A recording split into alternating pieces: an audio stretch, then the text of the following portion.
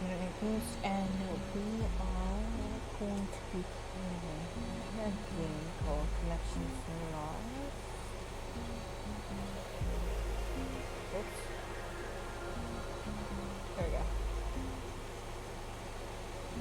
Alright, let's go ahead and start.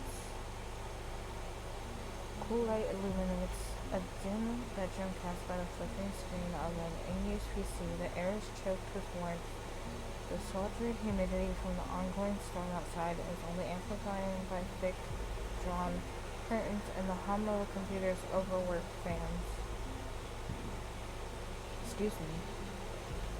A woman basket in the monitor's glow, hunched over her keyboard and rubbing sleep from her eyes. She fights against exhaustion and tries to keep up with the rapidly scrolling text on her screen. So, Frightful, I don't know, man, I just think it's overrated, way too much hype for how simple it ended up being. And before he says something about a dishonest, what? The gameplay and the story just don't synergize at all. Hey, go for man, I call it like I see it.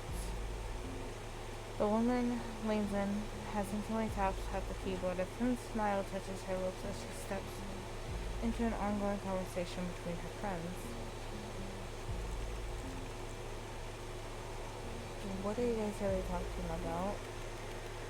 The line sits on her mother unentered. For long seconds as she stares at the keys beneath her fingertips. Her smile wears down to an uncomfortable frown as she leads her sentence and begins again. Let's all come down, I think. She leads it once more, reaching one hand up to her to worry her thumbnail with her teeth as she revises the sentence and begins it again. Relax, these are my friends. Just think of something simple. It's not serious. Just more than a minute passes as she spends the time rewriting her opening line again and again. When she thinks to glance up at the message, gets her to try and get a better sense of what's going on. Countless minutes go by as conversation continues in her absence. One catches her eye, highlighted in the sea of text as it specifically mentions her by name. Her smile resurges as she hovers over the message, and her breath hitches in her throat for a single impeccable moment. Aunt Maeve, I see you typing. You want to try to weigh in? I wouldn't waste the effort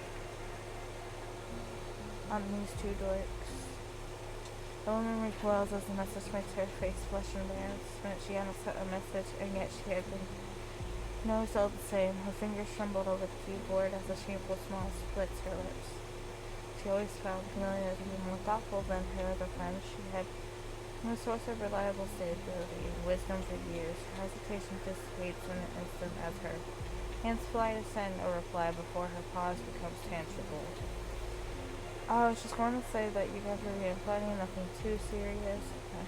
The message leaves her hands before she can consider it was even something she wants to say. Her inhibition, born of anxiety and fear of being judged, vanish in the wake of attention from those she cares about most. So blank high Maeve. Nothing funny about it. The serious stuff Moss thinks every game she plays is a 10. And I'm just trying to make sure the rest of the numbers below 7 get some use. He's hating on Miriam. Cool, glad to see you. Everything okay? Feel like we haven't caught up in a while. Her other friend's message is scrolled past, but her eyes remain locked on Camelia's for long seconds, rereading it again and again. A giggle bubbles up from somewhere in her subconscious. Her hands tremble, not from anxiety, but rather adrenaline as her head rushes with a sense of satisfaction she can nowadays can only find so rarely. Each key is pressed with intent. It's all good. Did a little cleaning day, got everything finalized with the locksmith. We should talk tonight and free if you are. The moment her finger strikes the enter key, she spins around in her chair, afraid to look at the screen as she looks away from her computer. Her focus swims for a moment, just as chill passes over her spine and sends a shiver all the way from her head to her toes. Her excitement shields to fear. For a brief instant, something pulls at her from the screen behind her, and before her conscious mind can remind her, she's prone to bouts of unwarranted anxiety. She whirls around in her chair in a desperate attempt to confirm nothing has gone wrong. Sounds good. I'll call you when I... Oh, this stuff is save settings? We're gonna save here real quick.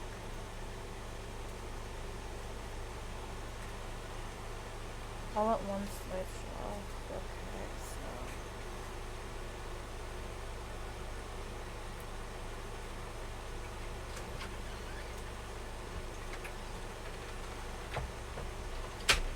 Comforting glow of her PC screen is blank and the hum of its fans have gone silent.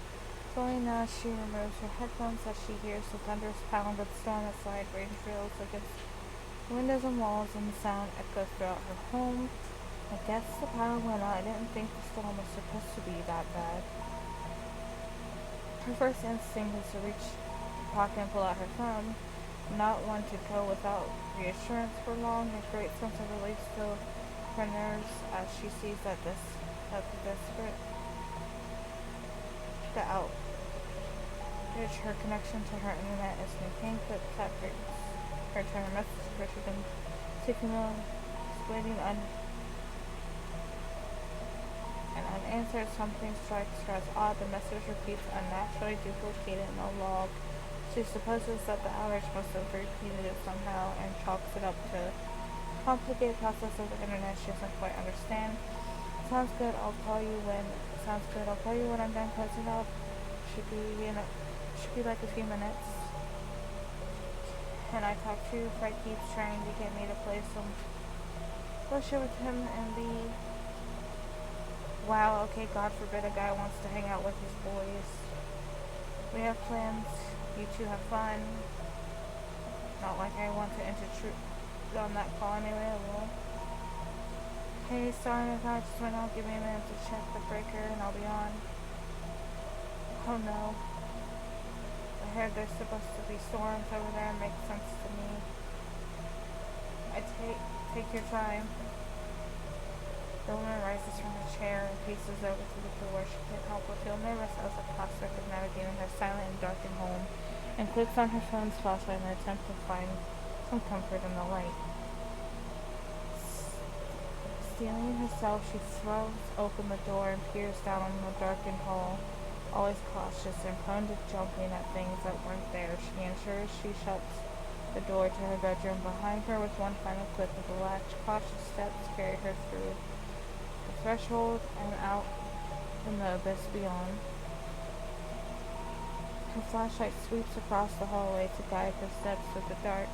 The silence set on her edge, and the occasional peal of thunder in the sky above does little to calm her nerves. She glances back at her phone screen every few seconds as a reminder that her friends are only swipes away. How are you all doing otherwise? I'm okay. And same old. It's been pretty busy, but nothing I can't handle. Pretty boring otherwise. You know how it is with work. Hope you can get your power back on soon. As she comes to a stop at the top of her staircase, she stares down at her phone with a confused squint as she reads the messages. She's never considered herself at the best at determining what people were thinking, but in the moment she feels that her friends, other than Camilla, were being oddly discreet. I don't know how to say that. I guess they're all just playing that game or whatever. I can't let myself overthink everything. The darkness of the ground floor thickens her from below. Every step she takes as she descends through the stairwell creaks and resounds throughout her house. Her rational mind betrays her, despite how much she tells herself about how empty the house must be. She can't help but subconsciously indulge in her childhood fear of the dark.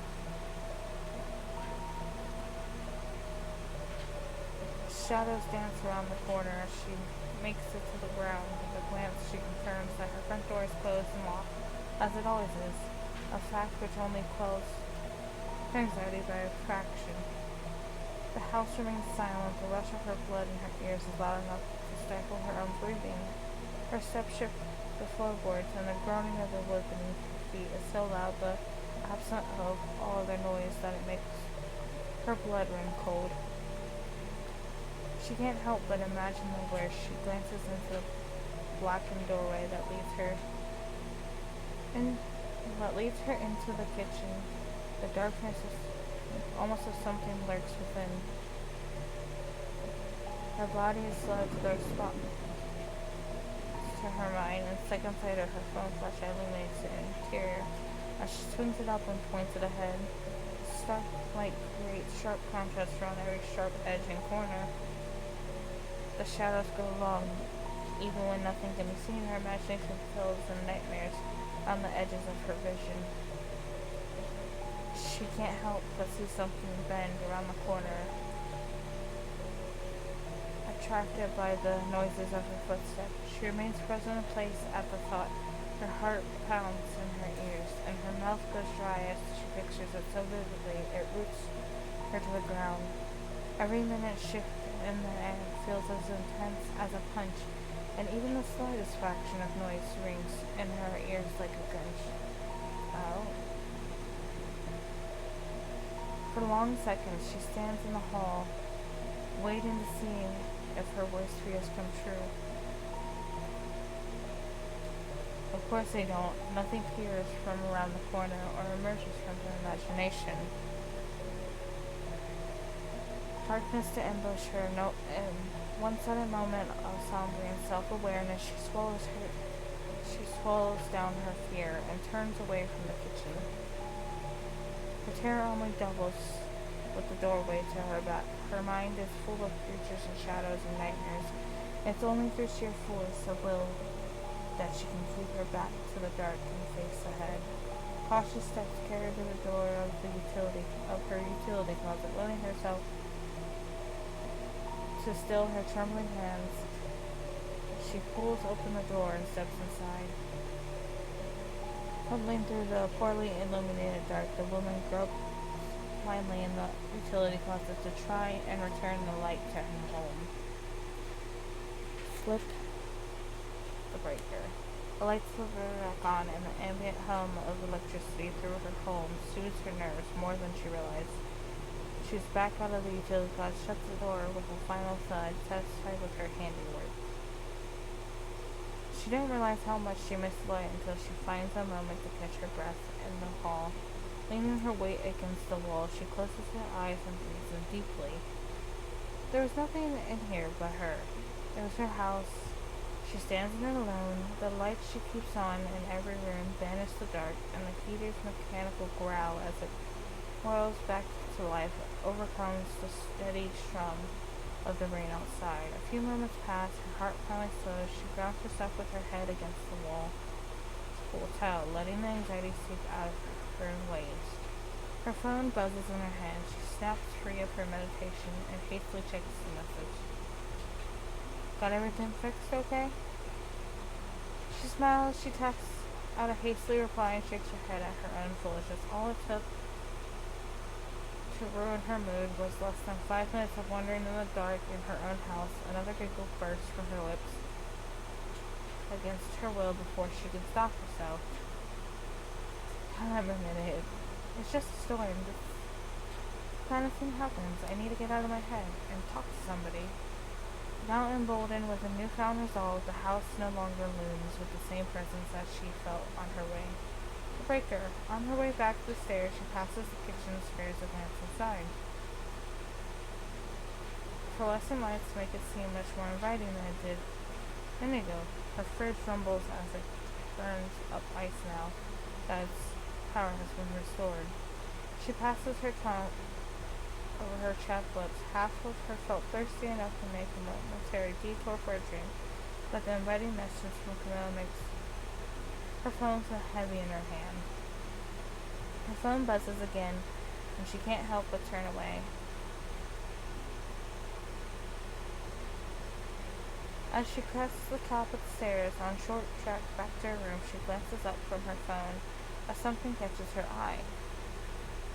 Her door is open just wide enough for her to catch a slim glance of the interior. Her heart clenches at her smile. As on her lips, she is certain that she closed it, more certain that the fact that anything else, leaving doors open, set her on edge. She stands frozen at the top of the stairs for much longer than she should. The indecision weighs her down, but the social expectation proves stronger and forces her to swallow her fear and take cautious steps down the hall. With one quick push, the door flies open. She scans the interior as quick as she can with her pulse pounding in her ears. The room is empty. Her computer is restarting now that the car has been restored. Her chair faces the door from when she spun to the left, and nothing out of place. Her heartbeat refuses to slow. Talking to everyone will help. I'm just extra anxious from the power going out. She slides into her chair and boots up her computer again. The glow of its screen comforts her as her headphones once again slide over her ears. She drowns out the noise. Excuse me. Of the storm and falls into her own little world again. Apologies, I'm back now. Everything's working again. Hopefully the rain lets up soon. Wow, guys. Mayfield's back. Get excited. Hooray for Maeve. Little rain never hurt anybody. Her smile fades. Something about the messages feel off. While kind on the surface, she can't help but breathe a cooler, sarcastic tone from her friend's messages. She tries to convince herself she's worrying about nothing again. Hey, it's good to see you. Glad you got everything working okay. I'm all closed up over here, too. The smile returns. That's great. How was work today? It was good. Business has been picking up a bit now that it's getting warmer. Sweet. You're getting it. You getting it with this bad weather? No, it's honestly been pretty idyllic over here. Nothing to complain about. I just wish the sun was out a bit more often. Tell me about it. I swear it's been raining for a few days now. I can't remember what the sun looks like at this point. Yeah, that fits. I wasn't going to say it. Ignore them. I hope it clears up too. Maybe if you get that job you were applying for, you could come visit. She pauses, her face flushes again, and the insult slips her mind as she considers what the future could look like. Yeah, I mean, they haven't gotten back to me yet, but I'm sure they will soon. I'll save up for it. With your resume, I'm sure they will too. That's the second sly comment in the last few minutes. She assumes they're all talking while playing a game and figures she's on the receiving end of some joke she doesn't know about. It's harder to ignore it the second time. Guys, don't be mean. Maeve has been trying really hard. It's not her fault. Hey, it's fine. No offense taken. Haha. She brushes it off as it didn't bother her, but the wound the jabs left behind fester. Even Camilla coming to her and aid leaves a bad taste in her mouth. One she is eager to wash out as soon as she can. The woman tears herself away from the computer again and rushes out of her room. With one hand, she pulls out her phone again and taps on the message. She nets as she walks back downstairs. She can't shake the feeling that something is wrong, so she makes good on her promise and calls her friend for some comfort. She sets the phone to speaker as it begins to ring. After the second ring, someone on it hits the phone. There's a loud burst of sound that makes her wince and recoil from the speaker, but a moment later the voice she's been longing to hear speaks up. Hello, can you hear me? Hey? Camilla, I hear you. There's a little bit of interference, but it sounds like it's okay now. Nice, must have been the storm going on. I hope your power going out and scare you too badly. How are you feeling? She hesitates. Camilla's insight is so precise that she can't help but feel vulnerable, making her face hot with shame. Oh, it was nothing. Happens all the time. I just had to step over to the breaker and get the lights back on. Oh, regardless, good job. She lies to try and save some face, but she can never hear Camilla's smile in her voice. What are you doing now? I'm just getting something to drink, probably some water, and then I guess I've got nothing planned for the evening. You said you were all done at work. I hope I'm not interrupting anything. Oh yeah, you're fine. Things wrapped up faster over here than I was anticipating. I said that all wrong. Honestly, I was happy to get your call. It pissed me off that the guys were bothering you like that. No, it's fine. I just assumed they were messing around. Come on, I could tell it bothered you. Somebody's gotta stick up for you, right? You don't deserve to have them all treat you that way. Her hand trembles as she withdraws a glass from the cabinet. She fights with every fiber in her body not to let another nervous giggle burst forth while she's on the phone. Having Camilla hear something like that would embarrass her more than anything else. The woman sets her phone down on the countertop. Even if she suppresses her laugh, she can't help but smile as she raises the glass to the fridge to fill it with water. Thanks, I don't know. I'd rather not get into an argument about... Not again. Oh. All at once, chaos erupts. Something crashes outside. The lights flicker out. She shrieks, sending the glass flying where it crashes against the ground somewhere in the dark. Shards scattered across the floor as she stumbles away with her back to the fridge, clutching it for stability. Alright, so I'm going to save it there. And before I continue it, because I know this is going to be a long game, so I'm going to go ahead and save that there. And then, I don't know why all this is error.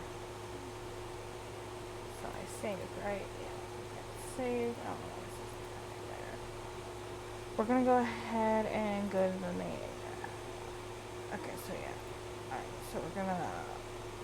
No, I'm going to go ahead and quit. So if you enjoyed this video, make sure to like and subscribe, and I will see you in the next one.